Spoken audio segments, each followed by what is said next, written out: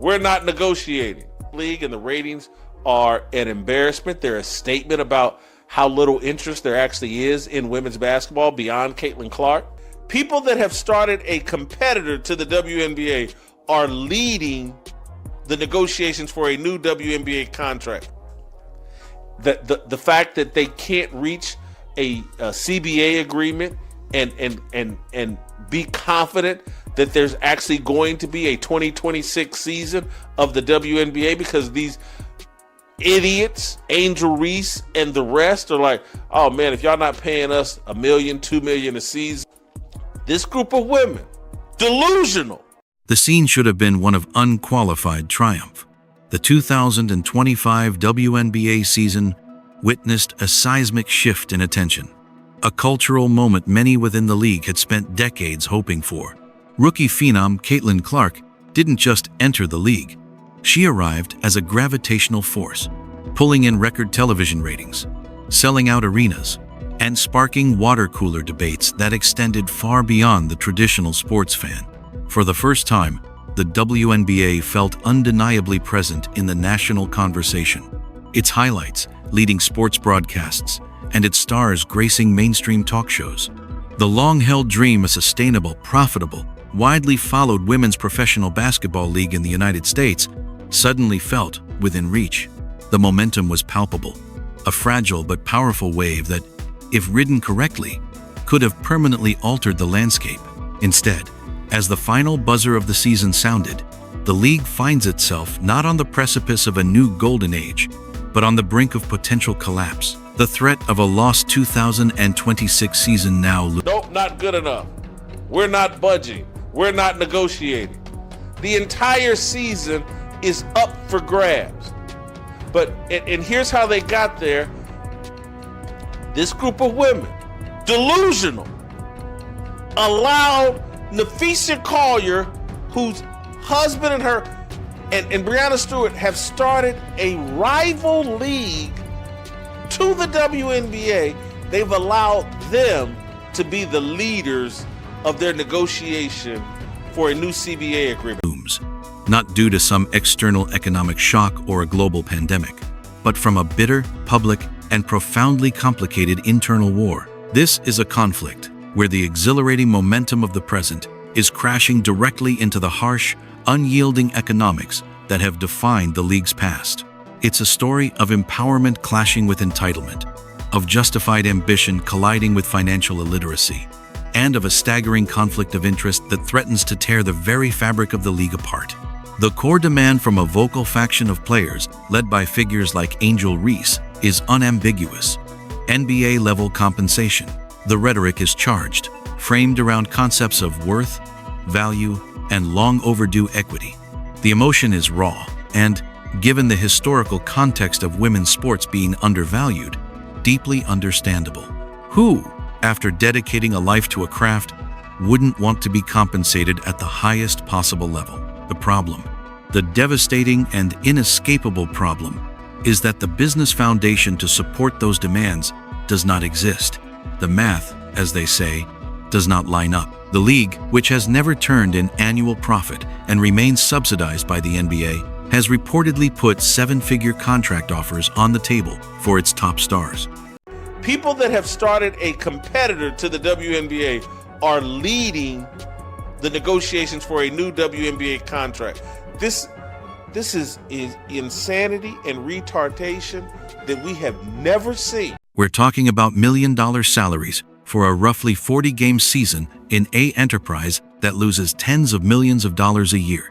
From a purely business perspective, this is an act of profound investment, of betting on future growth by offering present compensation that the current revenue cannot justify. The league's offer is, in essence, a massive leap of faith. The response from this player faction has been a resounding and militant, "Not good enough. We're not budging. We're not negotiating." This hardline stance reveals a dangerous disconnect. It's a demand for the fruits of a mature billion-dollar ecosystem while standing in a garden that is still being planted, whose soil, the fan base, the media contracts, the sponsorship revenue is still thin and requires careful cultivation.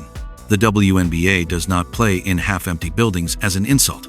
It plays in them because, outside of specific star-driven markets and the Caitlin Clark phenomenon, that has...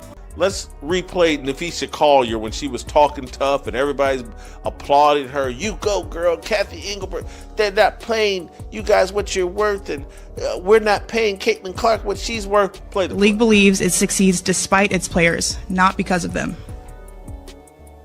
I have the privilege of watching my husband run a league where he has to balance 100 different things at once.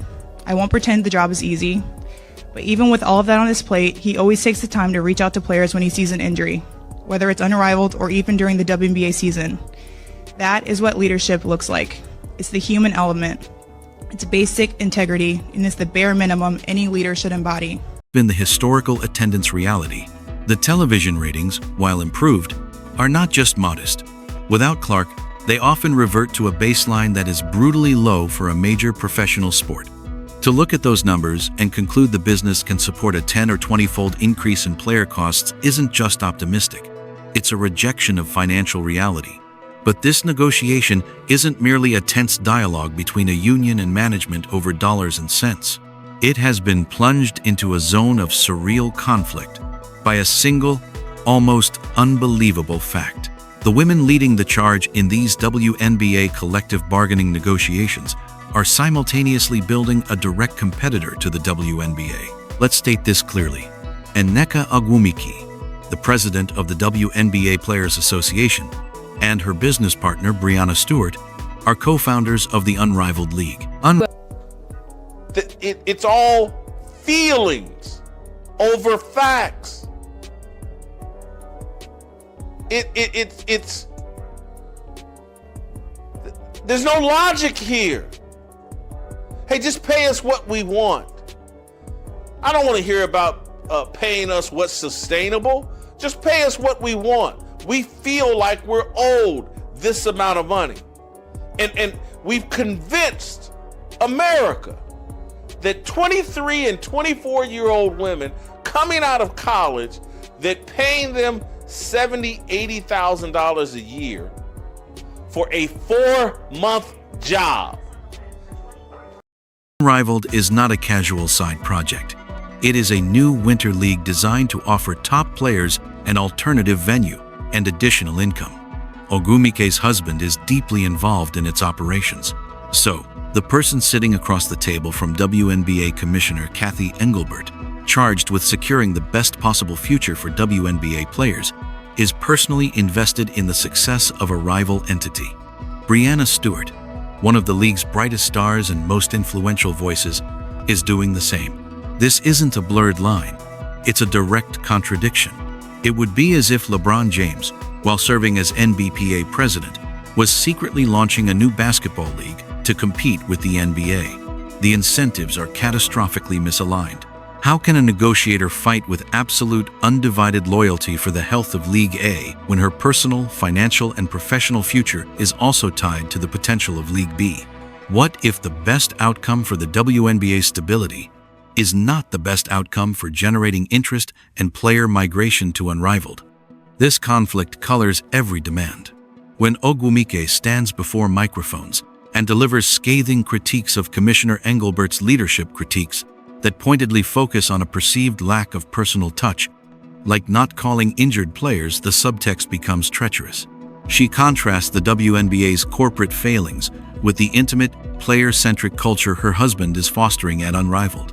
She's not just criticizing, she's marketing. She's drawing a contrast between a flawed, established system and a promising, empathetic alternative that she happens to be building. The optics are devastating. It frames the negotiation not as a good faith effort to fix the WNBA, but as a potential leveraging of its crisis to benefit a separate venture. Even if that is not the intent, the structural conflict makes it impossible to dismiss as a possibility. It has allowed the league to question the fundamental motives of the union leadership, poisoning the well of trust essential for any successful CBA negotiation. Into this volatile mix walks Caitlin Clark, But she's nuts. And she's surrounded by other nuts that are confirming her nuttiness. She's gonna sit here and preach. And again, I'm not a big defender of Kathy Engelbert because she's a nut too. But sitting there holding a press conference scolding them because your husband is the president of the unrivaled league and he's now smarter than her and he knows more about what to do than her. Are you kidding me? It's crazy. Witting catalyst of it all. Her rookie season was a masterclass in market force. She demonstrated unequivocally that a singular talent with a compelling style of play could drive national interest in women's basketball. The Clark effect was real. Sold-out road games, monumental TV ratings for her team's contests, and a spike in merchandise sales. She was the rising tide that, however temporarily, lifted all boats. Her presence proved the potential market size. This presented Clark with an unexpected and immense responsibility. She held a unique, neutral credibility. As a rookie, she was outside the entrenched factions. As the league's undeniable cash engine, however unofficially acknowledged, her words carried weight. The moment begged for a voice of grounding, for someone to acknowledge the incredible opportunity before them while tempering expectations with the reality of the league's balance sheet. She could have said, "Look at what we've built this year. Look at the interest. The league is offering historic investments because of that moment." I don't really care about Caitlin Clark anymore because she's halfway crazy for not coming on air somewhere and saying the things that I'm saying. Hey man, y'all crazy. We better take this contract they offered us and be thankful because it's all from the private flights to the salaries we're getting paid. It's all charity. It's all welfare. And let's be appreciative. And then once we start making real money, then we'll go for the stupid superstar contracts like the NBA players have. But we're not there yet. Momentum. Let's be strategic. Take this leap forward together and grow the pie so tomorrow we can ask for even more. She said nothing. Her silence has been deafening. In refusing to publicly inject a note of realism or compromise, she inadvertently ceded the narrative floor entirely to the most militant voices. Her neutrality began to look like tacit approval.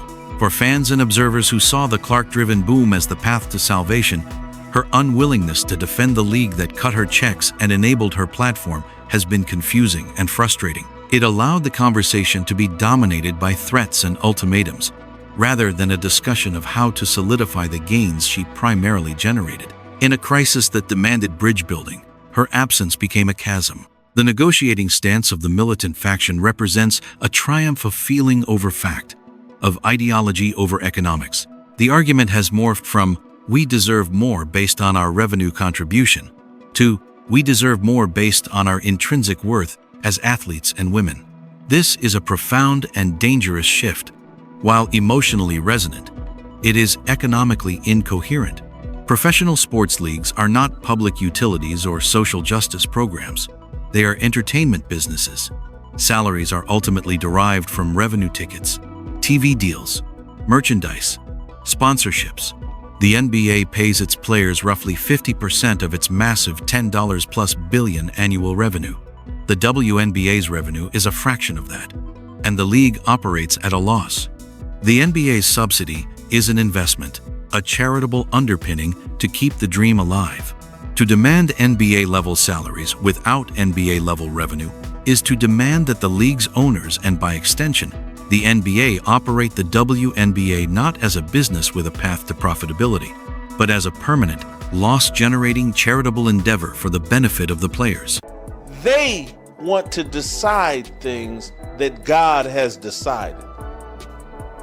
It's not about you. And so if you're a Christian or if you have a brain, you consult the maker, the owner, the creator. You let him define you. You wonder why things around them are collapsing? They think they're the makers. They think they're the creators. They think they're their own gods. And that's why everything that they build collapses. And that's why women's sports are going to collapse, because the delusion of women the whole feelings over facts and logic. This is where the delusion charge emerges, harsh as it is. A rookie earning $76,000 for a 4-month season with housing, travel, and healthcare provided is entering the workforce at a level most college graduates can only dream of. To frame this as exploitation, while the business writing those checks hemorrhages money, inverts the logic of capitalism. Exploitation is when owners profit immensely off underpaid labor. Here, the players are being paid despite the labor generating a net loss. This isn't to say they shouldn't want more, or that the league isn't flawed, but it is to say that the language of moral injury and systemic abuse is misapplied to a fundamentally different economic model. The constant, often misleading comparison to the NBA fuels this. It ignores generational brand building, decades of cultural embedding, and a fundamentally different revenue scale. It's like a local boutique bakery demanding the same rent as an Apple store because they both sell things. The context is everything. Beneath all the rhetoric lies the most fragile element of all, the fan base. The WNBA's core, dedicated supporters are passionate but numerically small. The loyalty is not yet generational or deeply woven into the national fabric like the NFL or NBA. The 2025 season proved a critical, unsettling truth. A massive portion of the new audience was there for Caitlin Clark, not for the WNBA. This is the league's silent terror. If the 2026 season is scuttled by labor strife, what happens to that momentum? Casual fans, the ones who tuned in for the Clark phenomenon, will not wait patiently. They will move on to other entertainment options. The damage could be permanent, resetting the league's growth trajectory back years. The history of sports is littered with leagues that struck during moments of peak interest and never recovered their audience. The unrivaled league's own numbers serve as a stark warning. Its championship game, featuring star players, drew roughly 30,000 viewers. That number lays bare the harsh reality. Without the institutional heft, marketing machine, and broadcast partnerships of the WNBA, even top-tier women's basketball players have a limited individual draw. The WNBA brand and infrastructure provide a platform that multiplies their visibility. Destroy that platform, and many players risk fading into the very obscurity they fear. This crisis is also a failure of leadership at multiple levels. Commissioner Kathy Engelbert, a former CEO, deserves criticism not for being impersonal, but for perhaps failing to manage expectations and communicate financial realities with brutal honesty sooner. The league allowed a culture of grievance and entitlement to fester without a consistent, countervailing narrative of sustainable growth. But the greater failure resides with a union leadership that appears to be navigating with a conflicted compass. By allowing a competitor's architects to lead its most critical negotiation, the players have potentially jeopardized their own best interests. The strategy seems to be one of brinkmanship, threatening to burn down the house to get a better room. But this only works if you have another house to live in. For the vast majority of WNBA players, there is no other house. Unrivaled is a fledgling project with an unproven model and minuscule viewership. It is not a lifeboat, it's a raft. The path forward requires a painful but necessary recalibration. It requires players to separate justifiable ambition from economic fantasy. It requires acknowledging that growth is a partnership that's swallowing a historically strong, if not perfect, deal today to ensure the league's survival and growth is the only way to reach the financial promised land tomorrow. It demands that union leadership be led by individuals whose sole focus is the health of the WNBA. For the league and the NBA, patience is wearing thin. The subsidy has been an act of goodwill. If met with intransigence that threatens the very existence of the enterprise, the logical business decision would be to withdraw, to let the market decide. That outcome would be a tragedy for everyone involved. The WNBA stands at the most critical juncture in its history. One path leads to a recalibration, a tough, perhaps unpopular deal that secures the gains of 2025, stabilizes the league, and provides a foundation for organic, incremental growth. It would involve swallowing pride for long-term gain. The other path is the current trajectory, a hardline stand on principle, A possible lost season, the alienation of casual fans, the testing of the NBA's patience, and the potential unraveling of everything built over nearly 3 decades. It is a gamble with existential stakes, being led by people who have, consciously or not, built a small hedge bet on its failure. The story of the WNBA is no longer just about basketball. It's a case study in the collision of social justice advocacy with market economics, in the perils of conflicted leadership, and in the fragility of cultural momentum. The players are right to fight for more, but they must fight for the right more, for a share of a growing, sustainable pie, not a demand that the bakers starve themselves to provide a feast the customers aren't yet buying. The numbers don't lie. The eyeballs don't lie. The financial statements don't lie. The question now is whether ideology, emotion, and a catastrophic conflict of interest will override the facts, and in doing so, destroy the very stage the players are fighting to stand upon. The next chapter will be written not in press conferences or social media posts, but in quiet boardrooms and in the cold, hard language of economics. The league is not fighting bias, it's fighting gravity, and no amount of righteous anger can suspend that fundamental force.